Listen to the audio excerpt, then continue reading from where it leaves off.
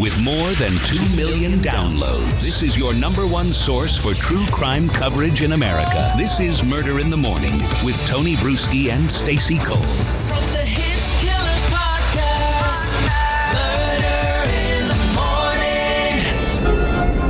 Morning. The Robert Tellis trial.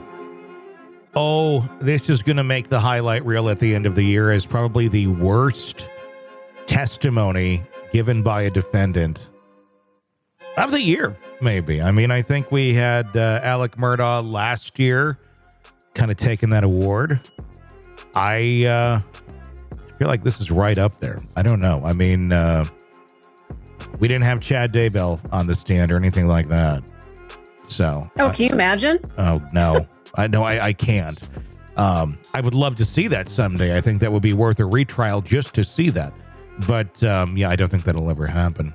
Tellis, who's 47, has been accused of fatally stabbing the reporter for the Las Vegas Review-Journal, Jeff German, in September of 2022, following a series of critical articles about Tellis's office. He pled not guilty to murder with the use of a deadly weapon and has claimed throughout the trial that he was framed without a whole lot of evidence. And we got some lovely audio for you of him on the stand. We'll play in just a second. He said, quote, "I want to say unequivocally, I am innocent. I didn't kill Mr. German," told the jury during his testimony. Like, literally got up on the stand, turned his chair directly to them, and said that. And I got to say, this guy swivels in his chair more than anyone I've ever seen before on the stand. It's painful. It's hard to keep him in frame on the show because he's constantly like this way, that way. Tellis, who was not questioned by a defense attorney, on the day we're talking about here, repeatedly stated that he was nervous and described his ordeal as a nightmare. He's putting on a very interesting defense where it's his narrative. The judge allowed for this. His attorney had to go up and say, I'm not going to question him. He's just going to give his narrative. And they're allowing it. Because, and the only way you would do that is if you don't want to, I guess, incriminate yourself, or you don't believe necessarily a whole lot into your client and you don't agree with what they're doing, but you're still their attorney. It was probably a compromise of like, either I'm going to withdraw, or the judge can grant you this, and I'm just going to sit over here and let you, basically get the rope longer to hang yourself with. And that's essentially what we are seeing taking place right now. I know we use the term quite a bit, but this man is the definition of a malignant narcissist. He believes his shit, and he believes everyone else should believe it too, without question. Let's take a look at the testimony of Tellis as he took the stand. Let's take a listen. The medical examiner testified about how Mr. German was murdered. And, I had to see pictures of Mr. German's body, in preparation for the case. And it's, obviously it's ugly. But when the medical examiner testified, that's the first time I'd learned how Mr. German was murdered. I think it's the way that he was murdered speaks to, I think, something or someone who knows what they're doing. The idea that Mr. German's throat was slashed and his heart was stabbed. I think that's, I don't know if anybody could just do that, right, without some kind of training, without some kind of expertise. So, and I'm personally not combat trained. And none of that. So it seems to me that when I heard that, I thought, my God. So that's, I guess, one example of like the type of opinion I'll be sharing with you. That's the best he could come up with. I'm not combat trained. I think it would take some training to know that if you slash a person's throat or stab them in the heart, that would kill them. You need to be trained about that. That's a real complicated thing. And here's the thing. Okay, you'd need to be trained. You'd need to be medically trained to figure that out. No, Wikipedia can show you exactly where the heart is. This is not difficult. Not at all. But he's trying to tell a narrative. This is what narcissists do. They get in there, they have their targets that they're trying to convince of their whatever, and you start using a lot of terms like you know, and he uses a lot of that if you notice that. And he's just telling it like he thinks it is, but not very well, but he thinks he's doing it well. That's what's rather entertaining about this individual. Tellis' defense has argued that he was targeted because he tried to expose corruption in his role as Clark County Public Administrator. It'd be quite a coincidence, he said, the fact that Mr. Gurman was killed, and it was put on me, that they just had a serendipitous benefit from that, Tellis said, suggesting that others had something to gain from framing him for the crime, which I still don't quite understand how that even makes sense.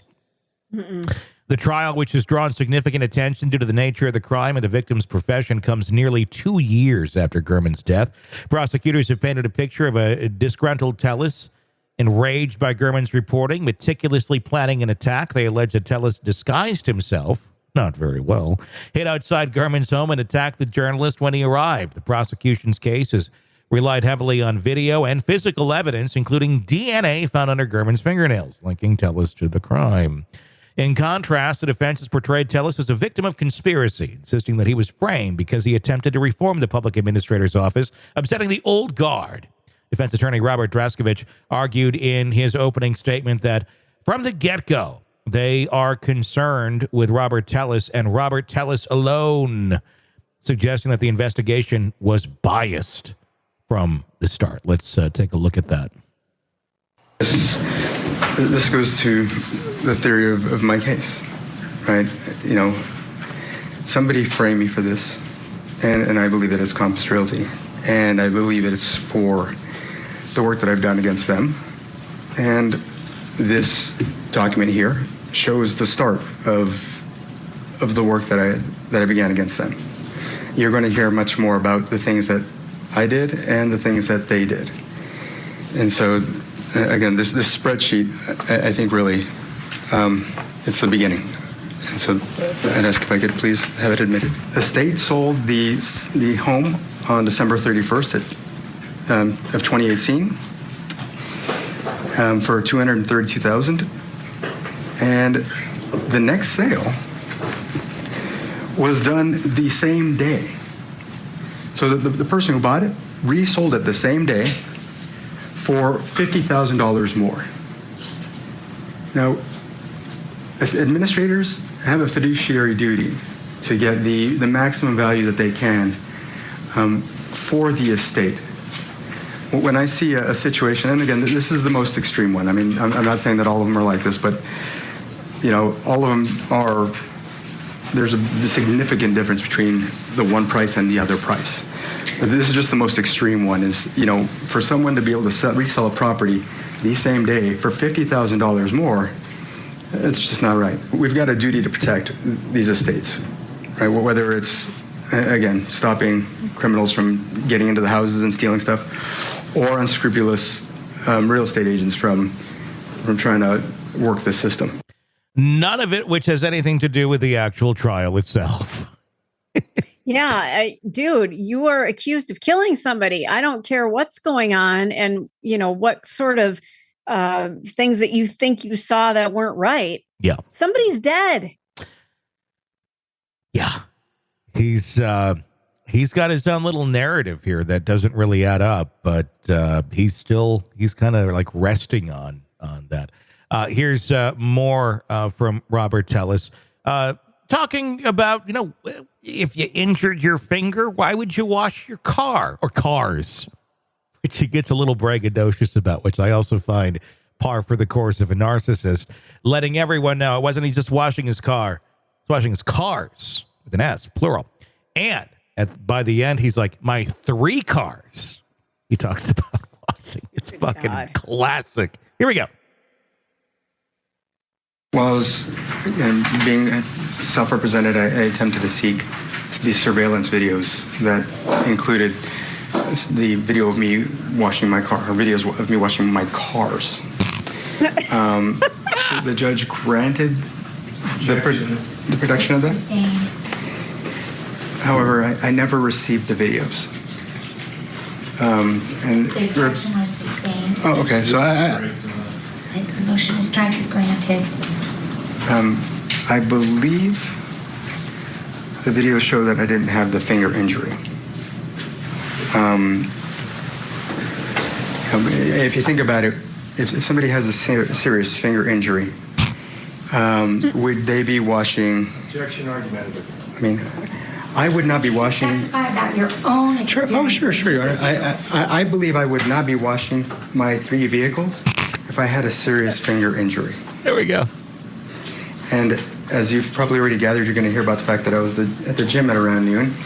And I believe I would not be working out with a serious finger injury. I believe I can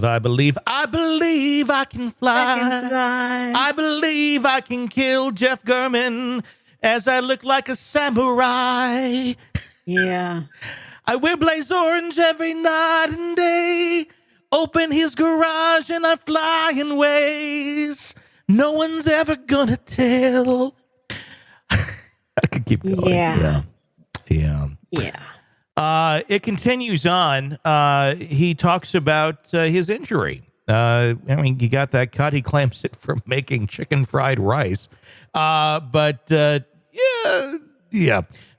his solution when he cuts the tip of his finger off, well, crazy glue is the answer to that problem. So when I cut my finger that night, I had used scissors to cut. The super glue bottle had actually, the tip had dried. Sometimes when I have an open super glue bottle, the tip dries and I have to cut the tip. Right? So I had to grab. That's what she said. Scissors in order to do that. And I inadvertently left blood on the scissors that I forgot to clean off. Oh, okay. But once I cut the tip off the super glue bottle, I super glued the tip of my finger together. I believe my healing process is such that I would not have had such a nasty injury for 5 days. Yeah. Again, I can't speak to anyone else's healing process, but, that is what it is.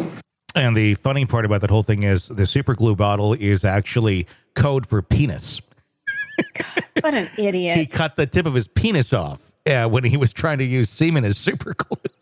Oh my God. Though I used to do my own nails and I would accidentally glue my fingers together. I'd never used a scissors. I mean, there's other ways to do this. You had 2 years to come up with a plan, explanation. That's the best you got? That's the best he's got.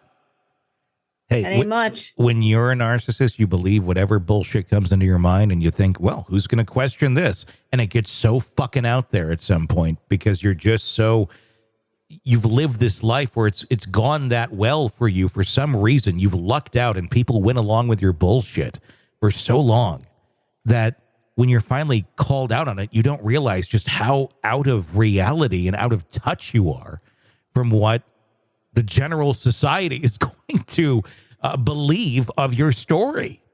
Yeah. Jeff German was 69 when he was killed. German's reporting on Telus focused on allegations of a hostile work environment and an inappropriate relationship Telus allegedly had with a staffer. These reports contributed to Telus' loss in the Democratic primary for re-election in June of 22. German was reportedly working on another story about Telus at the time of his death. The prosecution has presented a robust case, including surveillance footage from the morning of German's murder. The video shows a person dressed in a large sun hat, orange jacket, blaze orange jacket, I should say, gray Nike sneakers, attire that was later found cut up in Telus' home. The person in the video is seen lurking around German's property, and a maroon SUV matching the one owned by Telus' family was captured on video near the scene. Prosecutors also pointed to the timing of the murder, noting that German had made a public records request just hours before his death, potentially exacerbating tensions between him and Telus. They also revealed that Telus had been searching for information about German online in the days leading up to the murder. Despite the evidence, Tellis' defense remains firm in their claim of innocence, questioning the integrity of the police investigation and suggesting that the evidence was planted. Draskevich noted that the items found in Tellis' home had no blood on them, raising doubts about their connection to the crime. There's no rational explanation as to why the hat and shoes were cut into pieces, except that they would be easier to conceal and plant, Draskevich argued. Or it's the work of a fucking idiot narcissist who thinks that whatever he does is going to be sufficient and everyone should just go along with the story. That's kind of what I'm gleaning off of this guy. He's something else. He is. I mean, he's a very interesting study in all of that because in ways, it reminds me a bit of Lori Vallow. Of just believing your shit to such a crazy extent and able to just kind of spit it out like it's nothing. That's kind of what I'm feeling on this guy. So he's taken the stand again. Do you think this wraps up by the weekend? Because the jury just goes, "Oh, I don't want to have to do this next Monday." I'm going to guess so, and I'm going to guess they're going to have a verdict by the weekend. It'd be like very quick. We talked yesterday on this, didn't we? About how long it will take. Yeah, we did. Yeah, about an hour is still what I'm sticking with. I don't think it's going to change anything to do with that. I wonder if they even need to sit down in the jury room. If they just walk in, stand behind their chairs, go, "All right, all who think he's guilty, say aye." Yeah. Everybody says aye. Fill out the paperwork. Boom, they're out of the room. I think it's probably going to go somewhere like that. Yeah, it's a fucked up case. Looking ahead to our next piece here this morning, I'm kind of shocked looking at the headline. Kissimmee police have cleared Jennifer Soto of charges. I know. In connection with her daughter's death. Believe that? How the fuck is that? I don't know. The first thing that comes to my mind is how involved were some of the Kissimmee police officers with Mr. Stefan? I'd like to know if there's any connections there. I'm not saying there is, but I'd like to look into that a little bit further if we're going to clear her on these charges. The woman admitted she allowed a boyfriend, to sleep with her daughter in the same bed. I don't know how you just skate off of that. You just walk away and go, "Oh, okay. That's normal. That's good. Your rooms are numbered." And he has video from multiple years of raping your daughter. Yep. And you're cleared? Really? You're cleared? Okay. Or did she provide some sort of evidence and they cleared her because she's exposing something? That could be the other angle of this. I don't buy, honestly, that this is just you're cleared because you didn't know anything about this. I don't know how that's even possible. I guess we'll find out. Yeah. Well, stick around. All right, true crime addicts, let's cut the crap. You're knee-deep in the gory details of your favorite podcast when suddenly a commercial hits like a bad meal. Seriously? You deserve better. Upgrade to True Crime Today Premium Plus on Apple Podcasts, where you can binge without those annoying ads. Plus, get extended interviews that go deeper into the darkness and early access to episodes so you can be the first to know. It's like trading up from fast food to fine dining, but with more blood. So, go ahead. Search for True Crime Today Premium Plus on Apple Podcasts. Subscribe and feast on the good stuff.